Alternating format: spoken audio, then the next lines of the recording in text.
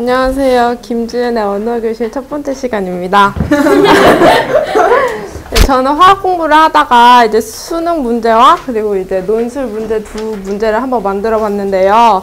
우선 수능 문제에서는 제가 비문학을 직접 한번 써봤어요. 근데 제가 직접 쓴 거라서 이렇게 좀 문장이 좀 이렇게 맞지 않고 좀 이렇게 어색한 게 있겠지만 그래도 잘 참고하고 읽어주셨으면 좋겠고요.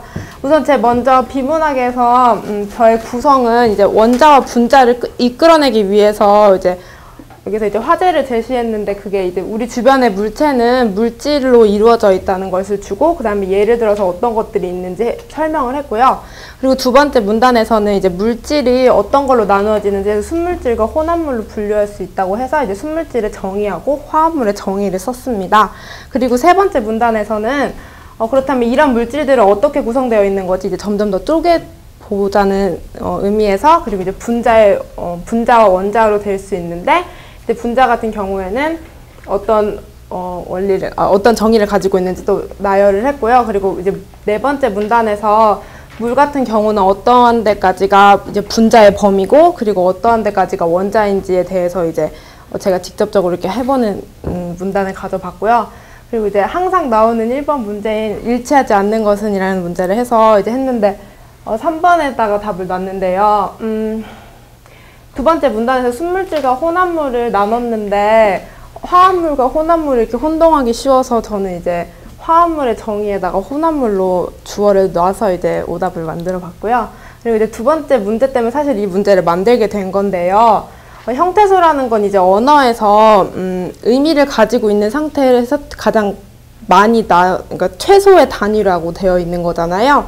그럼 화학에서는 물질의 성질이 잃지 않는 범위에서 가장 많이 쪼개는 단위가 분자가 되잖아요. 그래서 그거를 매치시키는 거고 아까 언어 시간 같은 경우에는 이제 그러면 원자 같은 경우에는 이제 물질의 성질을 잃었지만 가장 많이 쪼갤 수 있는 최소의 단위가 되면 언어의 같은 경우에는 의문에 해당된다고 볼 수 있을 것 같고요.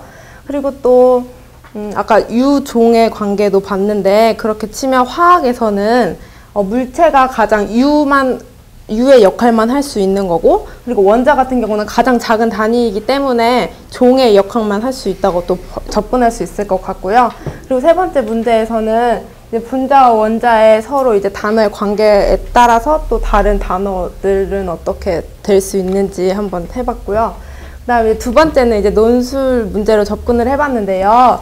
논술 문제는 이제 화학의 뒷부분에 나오는 의약품에 대해서 해봤어요. 근데 저는 일단 먼저 지문에는 요즘 의약품의 원래 목적은 병을 치료하거나 그럴 때 쓰는 것인데 오남용으로 인해서 중독도 많이 생겨나고 그리고 이제 내성 때문에 많은 심각한 사회 문제를 나타나고 있다고 여기 먼저 썼고요.